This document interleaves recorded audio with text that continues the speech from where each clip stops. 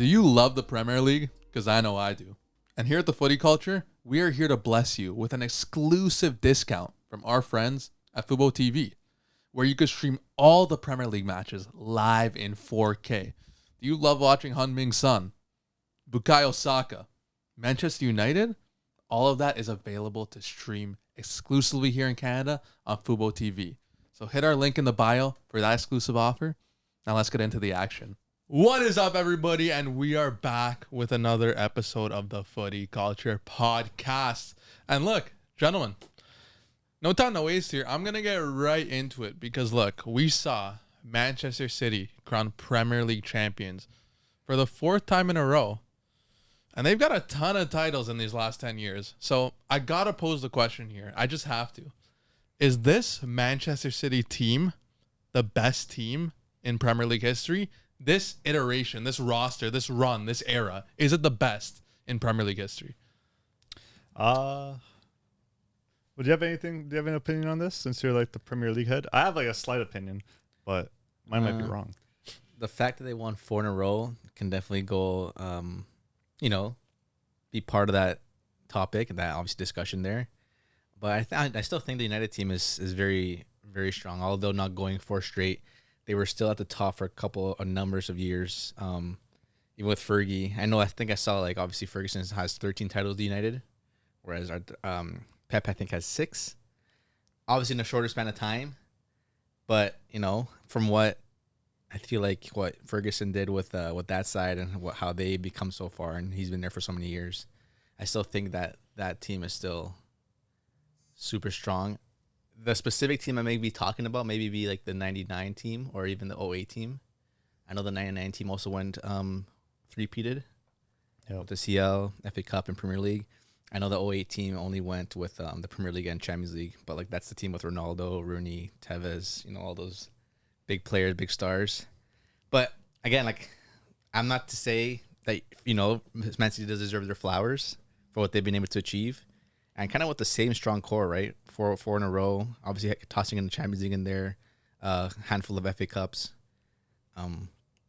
It's tough to say, hard to say as a United fan, but I don't know. It's kind of true in a way. And there's a debate. There's a debate for sure. I would argue that 08 team is better than the City team. Just really? Off the base of if you were to, it's hard to say now because obviously it's more tactical now. Mm-hmm. But if you were to throw 11 players out versus 11 players, like those 11 players versus the United's 11 players, and I know Pep's got to be involved. Like it's going to be tough to beat Pep in a tactical battle. But you got Fergie. I think player for player, United is better. But if they were to come up against each other, I do think the City team would win, just based off Pep's tactics. I know Fergie's an all-time great, but this is a different generation where tactics mean a lot more. So they would end up winning. But the better of the two teams is United. Would you say the competition then was stronger than today's competition? Whereas, City had to have it a little bit easier in today's game. Not for anything, obviously, even Arsenal obviously doing really well. Obviously for what they've been able to achieve the last couple of years with Arteta, but it took them so long to get this far. I think it was there for 5 years now? Yeah, something like that. Still coming so close, like is it to say that, City kind of have a little bit easier now in today's era? I know some arguments are like if it weren't for City, for what Arteta's doing with his Arsenal side, like it literally shines through to their previous years when they won their seasons and stuff. Even the Invincible season, I know they're getting more wins now than they did then. So is that to say like, is it easier? Maybe is the competition like falling off from then? I don't think so. I think this might be the best the Premier League's ever been. But people are calling it a Farmers League. It's the Farmers League because City just keeps winning because they're a level above the whole league. But as a whole, this is the best the Premier League's ever been because you're from first to last. Like all these teams have more money than like pretty much any team in the City. Yeah, but it's pretty. Or any team in the Liga, any team in the Bundesliga. It's just over the years, obviously the value has gone up, but I'm pretty sure then the Premier League was obviously higher value than City. Yeah, then you think or no? Then no. 2008. Yeah. I'm pretty sure Premier League was at the top still at that time. Yeah. Okay, so to dispute you, if this is the best the Premier League has ever been, how is this Manchester City team not the most dominant of all time? No, I think they are. I just think. No, I agree with City being the most dominant. This is the most dominant team to ever play in the Premier League.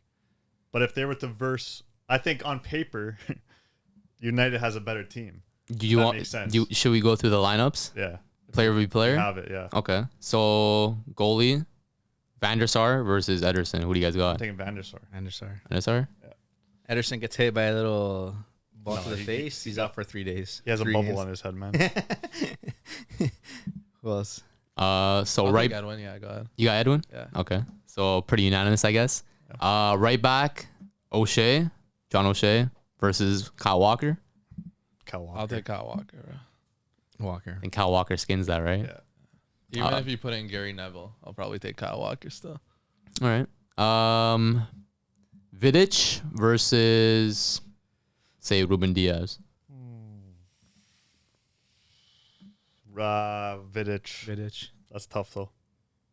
I'll take Vita. Yeah. Okay.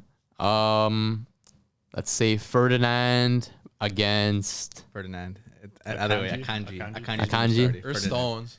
Or Stones. Yeah. But Either way. it's Akanji's been Ferdinand. their consistent center back the last couple of games. Yeah. It's Ferdinand either way. Ferdinand. Okay. Yeah, Rio. All right. Let's say Patrice Evra versus what? Guardiola. Guardiola. See, now that you're talking about a center back versus a left back. Yeah, but Guardiola's like been their left back now for like a but, little bit, right? He's a center back on paper, playing a left back position, but who's to say his left back output hasn't been superb? Especially Guardiola scoring those goals in the last couple of games, especially I think he scored a couple in Champions League too. And we can't just base it off of like his time at City. Like at Leipzig, he was unreal. We saw it in the World Cup for Croatia. He was one of the best players in the tournament. So Vardiol, that's probably gonna be the toughest one. Shit, I don't know. You Evra's can a go wedge. either way. No, I'm going Vardiol, man. Guardiola? I'll go Evra. Jay? Bro. I'll say Guardiola. Yeah. Make it interesting. Let's go to the mid now. Darren Fletcher versus who could we compare him with? Rodri. Oh, is this their CDM? Who's their CDM? Because they have Fletcher, Carrick, and Park as their midfielders. Who would you say is probably their 6? Carrick, probably. Carrick? Yeah. I mean, Right. I think I think unanimously that midfield is not compared to Yeah, I City's think she's midfield. taking the whole mid. So you think City's got all 3 midfielders on lock? So Yeah. let's say what? De Bruyne, Bernardo, Rodri Yeah. as their center good mids. as those United guys were, yeah. Okay, fair enough. Let's go left wing. Cristiano versus That what? doesn't matter. No, it's Doku, Grealish. doesn't matter. Easy, right? nah, you could put you only not to put specifically Doku Grish. You could even do like this kind of era. So you could still put Mahrez in one of those flanks. Foden. But yeah, usually obviously Ronaldo, whoever he comes against. Yeah, I guess you could do that too. All right, and then as we know, United played a 4-4-2, so they had 2 strikers in Berbatov and Rooney. So for City, you'd have Haaland, and then let's say what, Alvarez No, let's say Haaland and Kuhn. and Aguero. Yeah. Okay, I thought we were comparing the current team. Era. Era. Okay. Yeah. You can even do Foden. Did we do right mid? Didn't do right mid either. Kinda, because they played different formations. Yeah. I know it's tough to compare, but you could throw Foden in at the top because we didn't really. So Foden, Haaland, or Berbatov and Rooney. Oh, that's tough. Because then we have Haaland, who's broke the goal scoring record, and we have Philly Foden, who just got Player of the Year against probably one of the Premier League's greats in Wayne Rooney, and one of the most underrated strikers of all time, Berbatov. It's tough. I'm trying. Argument. Trying to think here. No, I'm gonna go. I'm going Haaland, Foden, man. Really, 2 City players. Yeah. Well, comparing only Foden's really biggest output has just been this season compared to the last 4. He's obviously been consistent throughout the years, but he wasn't always a regular starter Yeah. because there was a Mahrez in the position, right? I still give it to the United players. Just consistency and being so like at the highest level for a long time. Now, my argument here is that in the 20th century, United still have more titles than them. Yeah. United have, I think, 8 titles compared to 6. So I still think United's even time because I think they had 2000, 2001 or 2001, 2002, 2003. They did like a 3 in a row. They did 3 in a row 3 times. So from 98 to 01, and then 06 to 09. And then City obviously have a 4-peat. Yeah. But that's the thing, like in one of those Premier League like years, the league was shit. Yeah. Remember when City like literally took the league by storm and like literally just was like superior by like 20 points or something? I think United came in second with like 70 something. They ended up like 90. Yeah. Like when United came in second that season, the league was trash because that was a bad United side with Solskjaer. Yeah, And like true. City just took off. Like that's what I mean. Like some of these years were like poor. Or like I think the most I guess the stronger years were the past 2. It might have been the start of the 4-peat when United had that team. No, I think was it the first year? I think it might have been the start of the. So the start of 4-peat was the 2020-2021 season. I think that's when.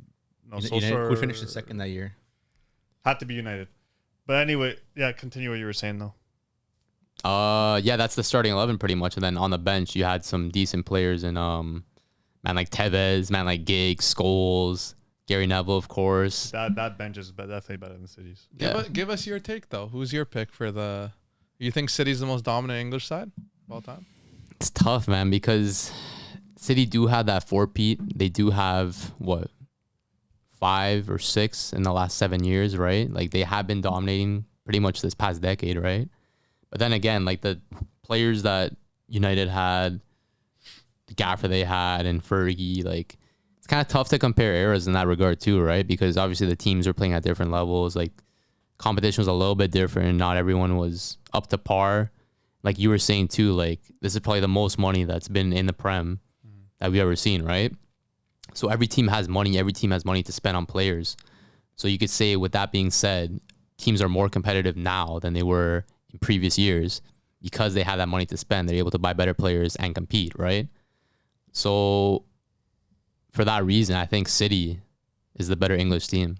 That argument is very debatable because even though the money is there and you can spend money as you will, like United spent I think $1 billion in the last 4, how many years it's been. City have spent like 800 million. Obviously a big crazy factor considering that United have been so poor in the last couple of years and City have been so strong and so consistent.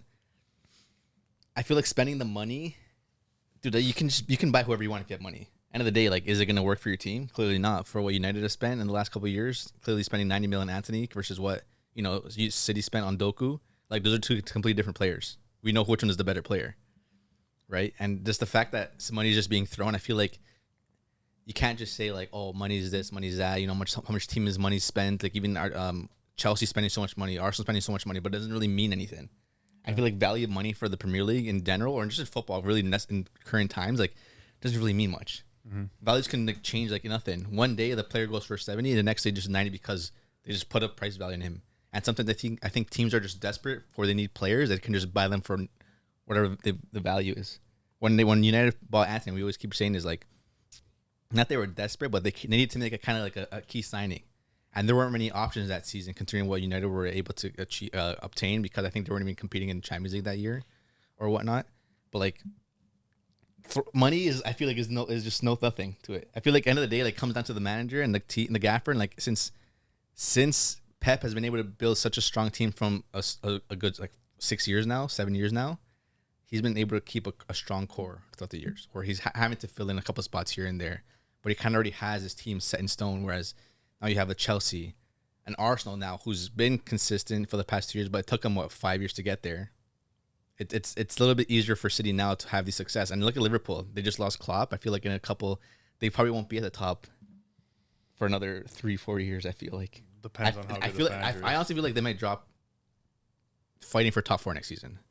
The thing is, too, I don't know if it's recency bias, but I feel like these past few years, the amount of gaffers, like world-class gaffers in the Prem is probably higher than it was maybe a decade ago, I think. What's world-class gaffers, though? I mean, every big team has a class gaffer. Even the mid-table teams have pretty good gaffers as well. But look at their books, though. Ange, he came from Celtic. Okay. Obviously, there's a stepping stone with it when it comes to being a great manager. But it's his first season here. He's not really proven anything considering they didn't make Champions League. Ten Hag, sure, he's had great success in Ajax, but the last 2 years he's been here is absolutely garbage. Like I feel like he's lost Alvarez's respect as a world class manager. And then what? Pochettino, that guy's never been successful really throughout his career. Tottenham, he's been decent. He went to CL final. Yeah, but that CL final though, A fake, but like that was the worst CL final we've ever seen. yeah, he still got. Still got there. Yeah, I know for sure, but I'm just thinking like in terms of great managers, it's hard to say. Like I literally just see Pep and then Arteta's trying to fight there, and because he learned from Pep. Like Pep is just way far ahead of the rest, and with the team that he has, like I'm sure he's obviously going to be successful for many years to come, for as long as he stays. It's just more like the other teams playing a little bit of catch up. Because same thing, United, if they get another gaffer, if they keep Ten Hag, they have to spend another 400 million or so to get a good team. A bunch of players are leaving this season. He needs to replace the squad. And who's going to come to this United side that isn't competing in Europe? I don't see United getting top 4 next season. You don't think United got pulled though? I feel like losing it. I feel like players now would rather not go to United and rather go to like a mid-table Premier League team, considering that their career might fall off just from what they've seen in the last couple of years. I go to United and I'm going to probably be sent out on loan, or I'm going to go to United and I'm just going to have a huge fall off that in a couple of years my contract's going to expire and I'm going to have no team to go to. Mm-hmm. When Martial came, that was kind of like when things started changing. Ferguson started leaving and he transitioned to new managers. The guy's been this Ballon d'Or worthy player, expectations high through the roof, and look at him now. Contract just ended, he's gone. Oh, he's probably going to go to Ligue 1, but what Ligue 1 side is going to take him? Mid-table, at most. Yeah, Marseille. But I'm just thinking, like, some of these teams don't really have that pull, and I feel like Pep knows what he's doing with what he's got. No, his signings are always good. They're never too big of a sign. Besides maybe Haaland, he never really goes like splashing cash. Well, I don't know if he's the one who makes the signings in the end, but either way, City in general, they never really splash the cash. They kind of make smart signings. They see, okay, Pep wants to play this system. I'm sure Pep tells them the system they wants to play, and then they're going to match the players for that system, which they brought in Guardiola, Kanji, who fit the system perfect. Mm-hmm. So the way that they buy players is literally, there's purpose to everything. They have the money to get like the best scouts, the best everything. So at the end of the day, they should have this team. My only argument to Jay's like initial question is that City have it easier, in my opinion, in the last couple of years, and what United have been able to achieve in those years, and competing in Europe at the same time and going in the three-peats and still getting troubles and whatnot, and being so consistent in a span of 10 years. Like if City goes into win, let's say they lose next year, but then they come back and do another three-peat, then there's the argument. If they come back to win next year, then obviously like 5 in a row is obviously never been done before either. It's still a huge argument, but it's yeah, I mean, well, to conclude, I think this Manchester City team is the most dominant team in English football history, in Premier League history, but the Premier League is dangerously close to approaching Farmers League territory. What is stopping Man City from doing what Bayern did in the Bundesliga, from doing what Juve did in Serie A? What's stopping them? I don't see any competitiveness and parity in the Premier League. It's a problem. Brother, have you heard of Senor Arteta? What about him? Pep's heir? Bro, they were what, 2 points off from winning the Prem this season? Arsenal? 2 points too many. Still, if there's anyone that could stop Pep, it's him. But has he? Hey, man, what's that saying? When the disciple becomes the master?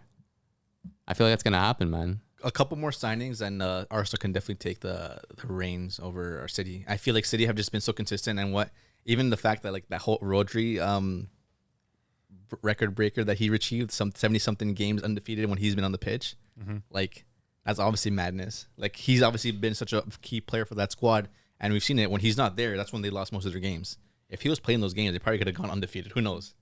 Like, you know what I mean? And then for what Arsenal's been able to achieve with some of the players that they have, if they had a little bit more depth, if they had a little bit more key players, they can come and take over that side. There's definitely some signings that they can definitely replace in that team.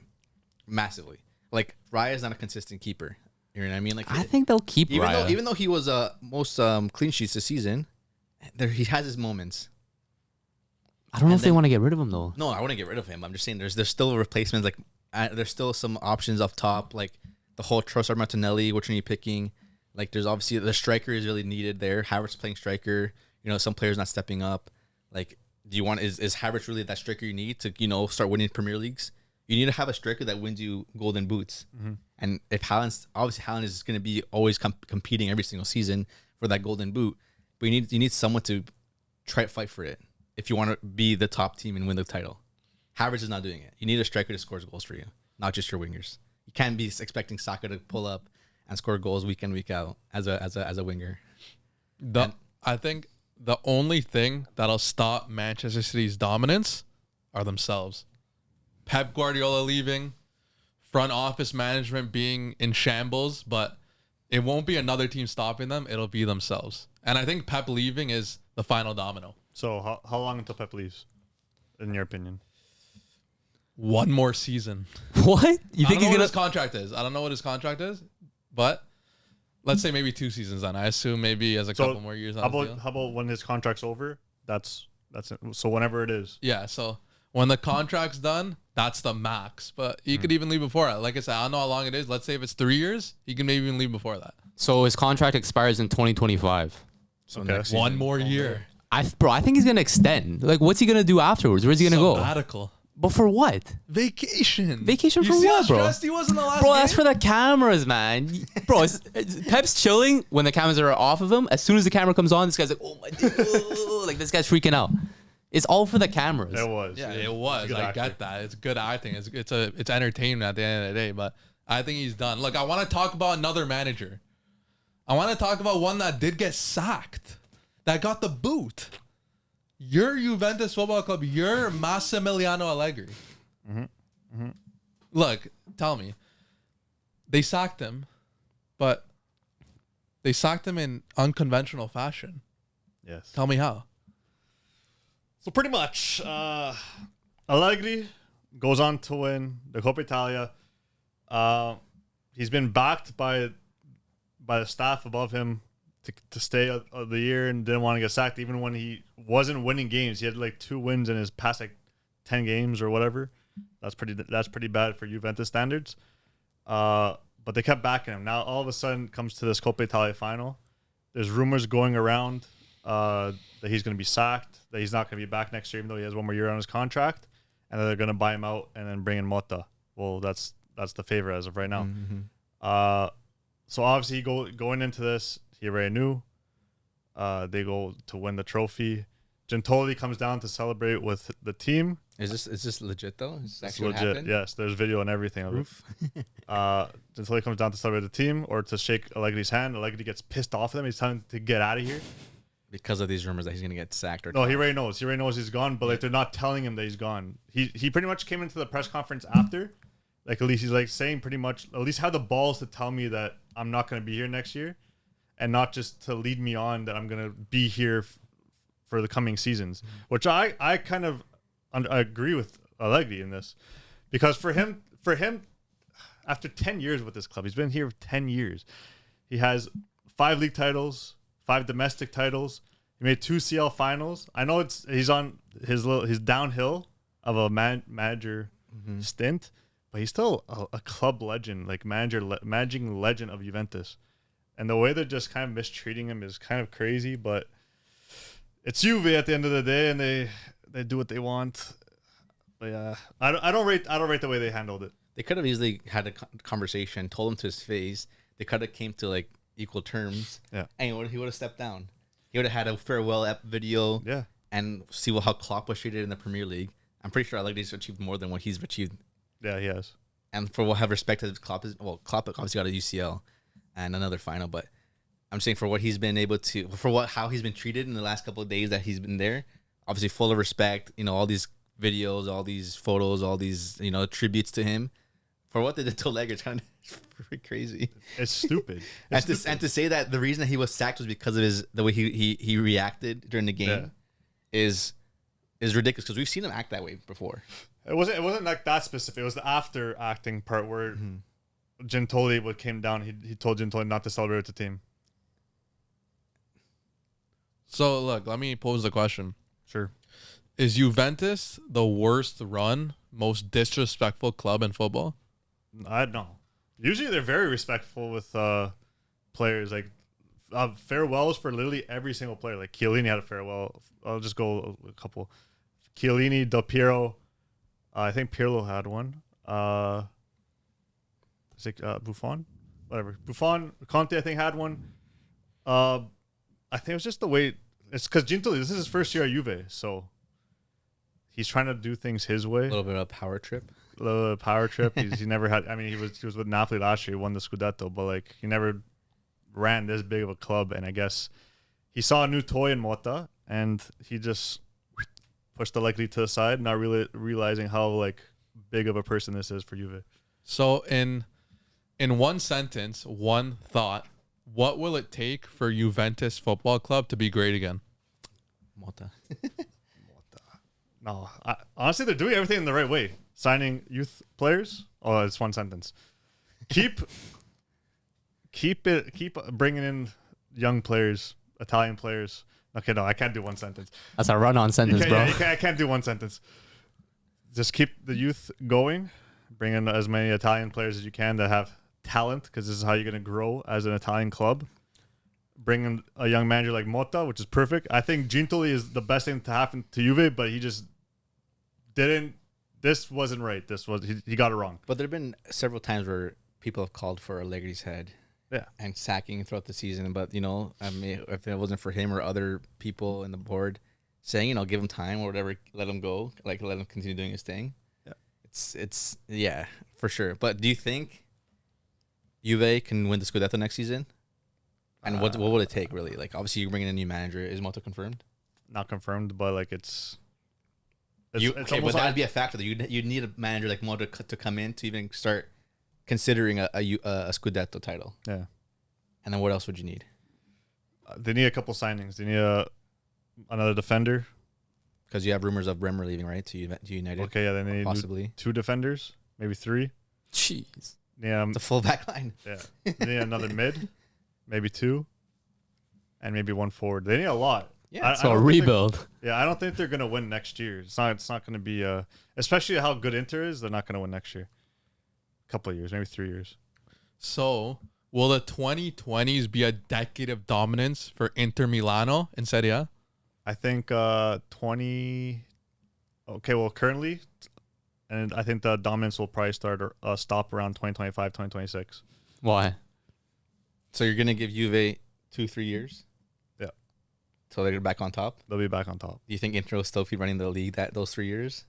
I don't know if they'll win it, but yeah, no, they're gonna win the next 3. Because Milan hasn't been competing since they won. Yeah. Napoli, they've fallen off since last season. Yep. They need signings too, and if not, obviously better management as well. Yeah, they're losing a lot of players too. Inter's on another level. It was unfortunate that they got knocked out by Atletico early because I think they were the better team. But hey, what are your thoughts on Roma then on the table? No, they're just a team that's gonna fight for top 4. They'll never be more than that. With Del Piero? Jeez. Del Piero? De Rossi? No, they're just a team that fights for top 4. Nothing more than that ever. So what's stopping Inter from a decade of dominance? Juve. In what way? In 2-3 years. 2-3 years. They're not gonna get a decade. They'll get half a decade. But what major changes are going to happen in 2 to 3 years to Juve and Inter? To one where Inter's going to, lose players, maybe lose their gaffer, and Juve are going to gain players? Like, what's this major difference? Like, what's going to happen? Juve is just going to be a better run club by the time the 3 years hits. So it'll take some time for Motta to step in, get some signings, get his, his setup right, total football that he likes to play, and then you're just saying, even for Inter, like they've been a strong core. I don't really see players coming in and out. Like for what they've have now, and their last couple signings, they're a pretty strong team. I don't really see them falling off in a couple of years or so. Yeah, and the team's getting older. Who, Inter? Yeah, Barella's getting to 30 already. Oh. Mkhitaryan's like what, 36? Çalhanoğlu's what, 32? Bastoni's young.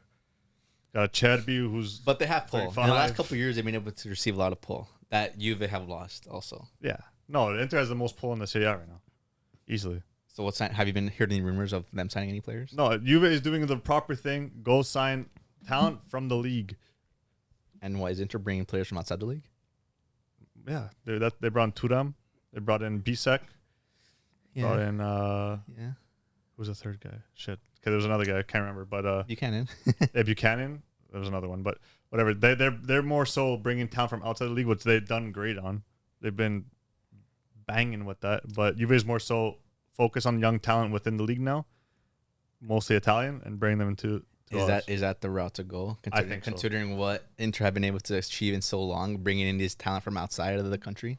I think you gotta go with the league talent. That's obviously going to benefit the national team as well, because you're going to keep some of these youth players playing top level football with a manager like Mota. It's going to do really well for the national team, the growth of the league in general with the nationality. But is that going to bring you results? Yes, the best team in every country should have the best players for their country. The best club in every country should have the best national players for their country. I don't see that around the world. Should it be multiple or just like one or two maybe max? One or two. Wait, what do you mean? Multiple players or teams? Players. Like Juve should have multiple players that play for the national team? Yeah. Multiple. But who's that? No, not yet. That's what I'm saying. They have a couple here and there, but The last team I've seen that has been able to prove that point, I think, is Bayern Munich, and they haven't. They lost the title just now with Leverkusen, who I think Leverkusen only have like a handful of players that play for the national team. Yeah. Tad and Wirtz. I'm missing another. yeah. La Liga, Real Madrid, 2-3 players that play for the national team. The rest of the team is full of outside of the country. Yeah. The Premier League, Man City. Yeah, but like 2-3 players again. I'm talking Walker, about the Foden. best teams. Those are the best teams. No, Spain hasn't done anything since Barca was running the league. Oh, you're talking about internationally. I'm talking about like club level. No, I mean like the best has to have like when Italy was in 2006 when they were the best, it was mostly Juve. When Spain was the best, it was mostly Barca. When it was when Germany was the best, it was mostly Bayern. France. So what's your take, just to kind of toss it in there, for what your argument is? For your argument, what team would you say is the head runner for the Euros? As of right now, England, no, I don't like England. I don't like England Spain? at all. Italy, Germany. But why wouldn't it be England if the best players from England are playing in the Prem for the most part? They're all scattered within different teams. So his argument is that they got to play in the same team to kind of build that, camaraderie in the team, the momentum, the playing style, maybe in a way to kind of keep that flow of football going within the club and into the transferring into the national team. But those are kind of like cycles. We don't see that happen too often. You know what I mean? Like how often are you gonna have like 5 or 6 guys from one team be a staple on the national team? It happens enough. I think it's only, yeah. I think the only teams that have actually been able to do that have been Spain and Italy. And Germany. Recently, yeah. Yeah. But besides that, like what was the most recent example? Most recent? Yeah, it wasn't France because France is scattered.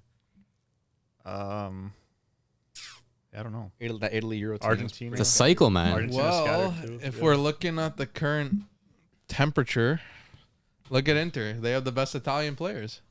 Yeah. They have Di Marco. They have Bastoni. They have Barella.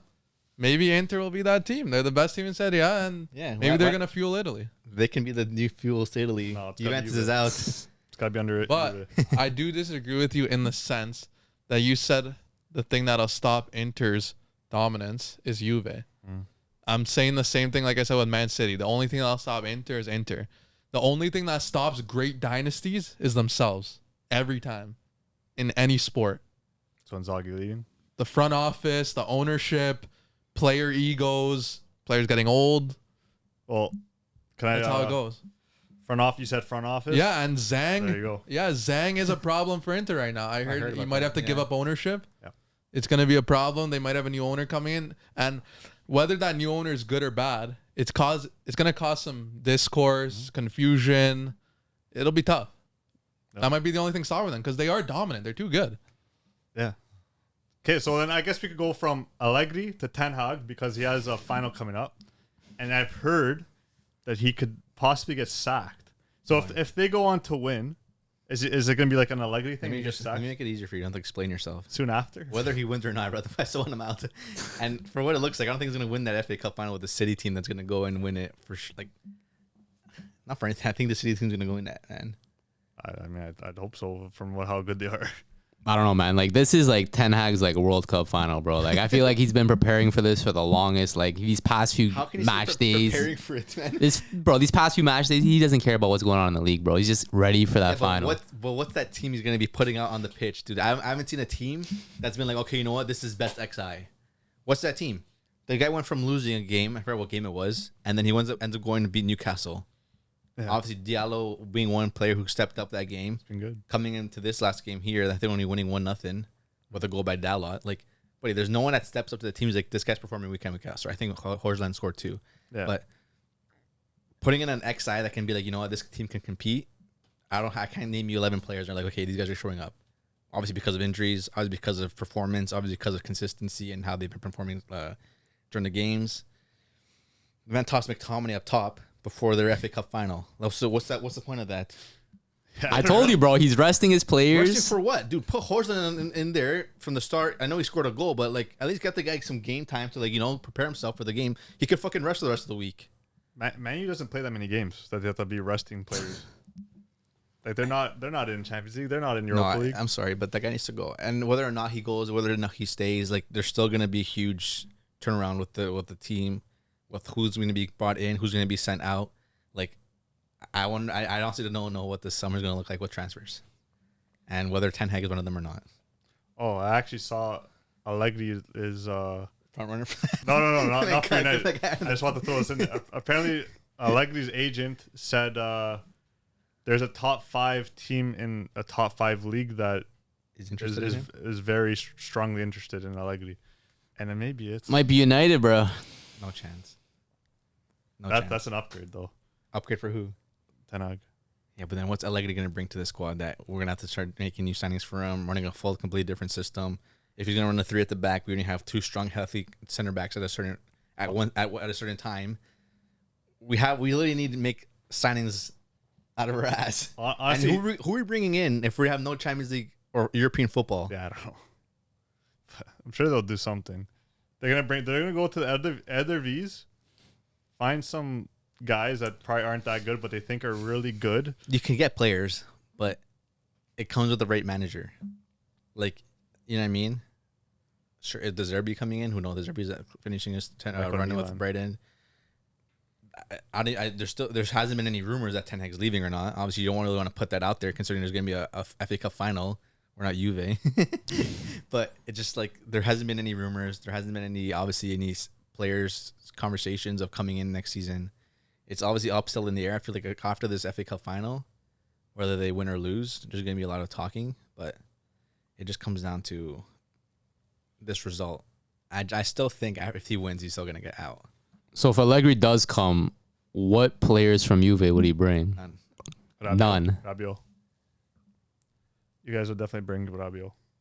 But I still, I don't know. You can't put Allegri on the front face of United right now. I don't think he's going to go United. Just speculation. I think I could see... He could do some work, for sure, but it's just different football brought into the Premier League that we've never seen before. No, what he's going to do is he's going to get you wins in the most boring way possible, but like he probably will get you top 4. Should. He'd get you top 4, but like in the worst way possible. Like you just... I don't think we can't get top 4 next season. For what the season looks like this year. You don't think it's possible? I don't think it's... I think it's possible to get top 4 next season. 100%.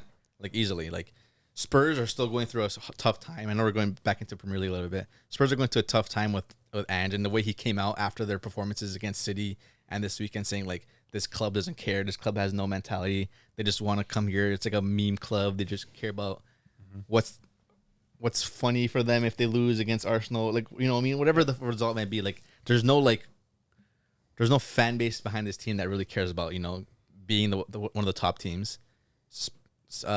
Liverpool losing their gaffer. Is Aston Villa going to keep competing like they did this year? We've seen it before. Teams kind of fall off. Newcastle, they were top 4 last year. North they are now, right? They might lose some players. Newcastle might lose some players. I feel like it just comes to United really stepping up, making the right signings, and they can compete for top 4. Chelsea too. Like Chelsea, who's to say they can't come stronger next season? But they've had a lot of issues in their club too. They're probably going to make a couple signings, but Pochettino's not even guaranteed to stay. I don't know if he wants to stay. No, I think he is staying. Is he staying? Ridiculous too. but even someone like Newcastle, like there was so many injuries this year. Newcastle had a shit ton of injuries. Man United, Chelsea had a lot, but I mean their squad is just. And that's the thing, dude. That's why City also were so strong in this season too, because sure they lose a couple players here and there from injury, but they have a strong bench that can easily replace. Yeah. And the only strong core of their team is Rodri. And when he was injured, sure he lost those games, but it's not like he was out for the season. If he was out for the season, dude, City's not making top 3. Nah, I don't know about that. If they lost every single game with him there, without him there, didn't they lose every game without him? I think so. Or draw? I think they lost. I don't think they won a game without him. If Rodri's not on that team, they lose. They don't come top 3. I don't know, man. I think that's a little blasphemous, dude, bro. They're not to disrespect, but they're playing Rico Lewis and Stones in the midfield, holding mid. That's not the same player as Rodri, bro. Yeah, but we saw last season how well Stones played in that defensive mid kind of position, right? That's alongside of Rodri, though. Yeah, but still, you don't think he could do it with someone else next to him? No. You don't think so? The fact that players in the midfield are so much freedom with Rodri there. You have Bernardo Silva playing almost right wing sometimes. De Bruyne plays free roam. Rodri's the one kind of carrying the midfield there by himself. So it's crazy how good Rodri is. Man. It is, like 100%. And obviously, it comes with the pressure that the team brings as well. When you have Vardio playing left mid almost, and you have Walker playing like a third center back, yeah, the team definitely pushes up. So you have Rodri kind of just controlling the middle a little bit, where he doesn't have to do too much work. But what he does alone and what he's able to do with the City side, like without him there, the team doesn't make top 3. I don't know, bro. I think they still make top 3, but like, I don't know if they win it this year.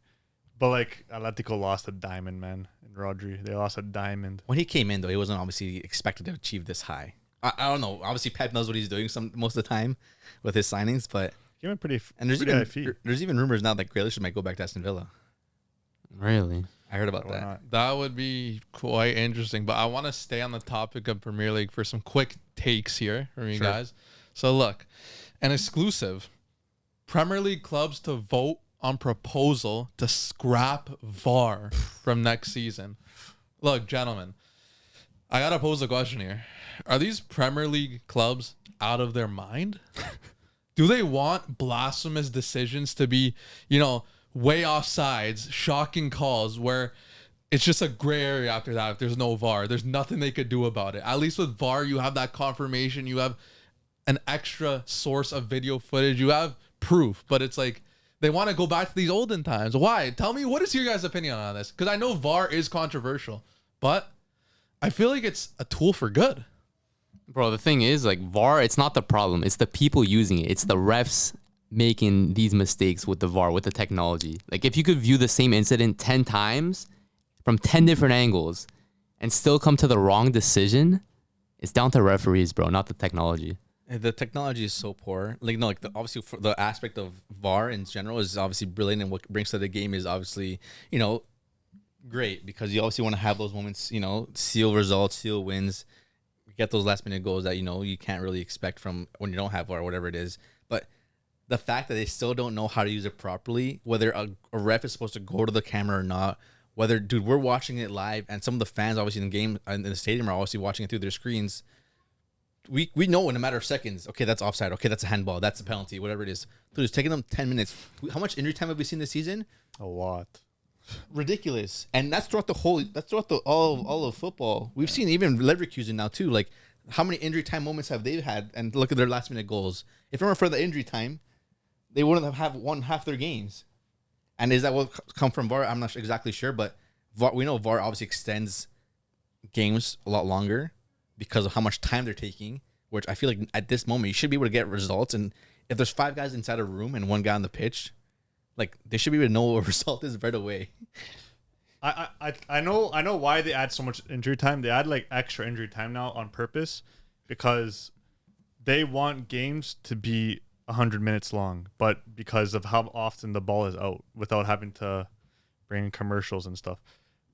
So that was their reasoning, because they started it in the last World Cup, bringing in 10 plus minutes at a time, and they started doing it in all the leagues. But yeah, VAR definitely takes place to add that time into it. I do see VAR having problems a lot more in the Prem than other leagues. 100%, and that's why the Premier League, even considering it, is huge. Like, we've seen it. In some games, there's players who have touched the ball in the middle of the box, their arm goes up, no pen. Yeah. Other games, there's a pen. What's a foul? What's not a foul? Yeah. What's a handball? What's not a handball? Like, Yeah, If there's not consistency with it, then what's the point of having it to begin with? I was gonna say At that point, like, you rather just let the ref make the results in game and then just hope for the best. they what they do is they say, oh, every ref's different. You can't do that. Every ref has to abide by the rules. If it's a penalty, it's a penalty. If it's not, it's not. Every ref has to be on the same page. You can't have, oh, if it's this ref, oh, he's gonna call that a penalty. This ref, he's not. I like when they're more they let the game play out more, but like it has to be consistent. You're gonna either have to let the game play out more, or you're gonna have to call everything. And even now, you're seeing a lot between. you're seeing a lot of players, even with this whole offside thing, obviously letting the play run out, whether it goes out of play, whether it goes into the net, and even the whole issue that happened in the Champions League where Bayern missed that goal because the ref called it offside. If you're not going to let the play run like every other game, then why are you going to call the offside? And in other games, you don't call the offside, let the play run, but the play has been gone minutes ago.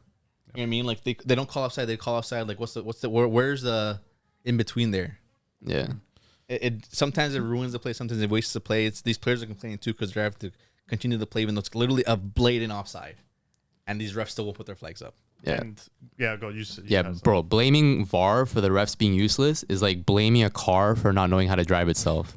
It's the equivalent to thieves complaining about CCTV. Like, it makes no sense. You got to punish the refs. You don't punish the VAR. You don't scrap the VAR. Because that's just calling for more corruption. Doesn't make sense. 100%. It's a tool that could be used for the good of the sport, which we understand. But it's literally the human errors that are still causing it to be something that's terrible. So what's the verdict? Should the Premier League scrap VAR next season or no? Oh no! Don't scrap it, bro. It's just stupid. The fact that they're still complaining that the whole VAR system is not right. It's like, dude, we understand that it can be used for the best. There's the cameras to use. You have all the tools you need for it. Just use it properly. Like, get everyone in a freaking conference room and be like, this is the rules. This is how it needs to get done. Read this manual front to back. We're gonna test you guys. If you guys don't know it, then you're not reffing this league. The greatest league in the world. Considering obviously top league in the world, and they don't get shit together. Yeah, and there's no ref that's like, okay, this guy is the best ref in the league. We see mistakes from all of them.